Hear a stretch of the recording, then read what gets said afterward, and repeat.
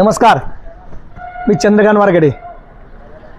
खऱ्या अर्थानं आजची व्हिडिओ हे आपल्या मराठा समाजाच्या आरक्षण संदर्भात करतोय मी। बांधवांनो, मागील 1-1.5 वर्षापासून आपल्यासाठी लढणारे मनोजदादा जरांगे यांनी अनेक उपोषणे केली, अनेक आंदोलने केली आणि खऱ्या अर्थानं त्याचे परिणाम पाहतोय आपण। आज महाराष्ट्रामध्ये 60 ते 70 लाख नागरिकांना त्या ठिकाणी ओबीसी दाखले मिळाले आहेत। लाखो नागरिकांचे त्या ठिकाणी शाळेचे मुलांच्या फी बाबतचे पैसे वाचले आहेत।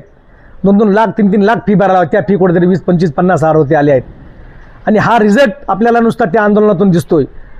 परंतु सरकारने जे काही आश्वासनं दिली होती ती आश्वासनाची पूर्तता न केल्यामुळं या ठिकाणी मनोजदादांना आता पुन्हा त्या ठिकाणी मुंबईला जावं लागत आहे। त्यासाठी आपल्याला 27 ऑगस्टला मनोजदादा जरांगे पाटील हे त्या ठिकाणी आंतरराष्ट्रीय सराटीपासून तर मुंबईच्या दिशेने जाणार आहेत।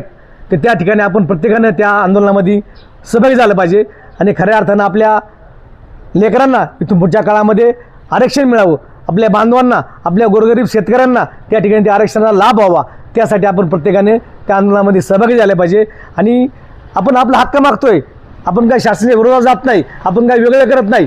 घटनेने दिलेल्या अधिकाराप्रमाणे आपण आपल्या मायबाप जनता, आपण आपल्या सरकारकडे आपण आपला हक्क मागतोय आणि त्यासाठी आपण त्या ठिकाणी जाणार आहोत। सर्वांनी या आंदोलनामध्ये सहभागी व्हावं आणि खऱ्या अर्थानं मनोजदादांच्या पाठीमागे उभं राहावं अशा माझी विनंती करतो। या ठिकाणी थांबतो। धन्यवाद।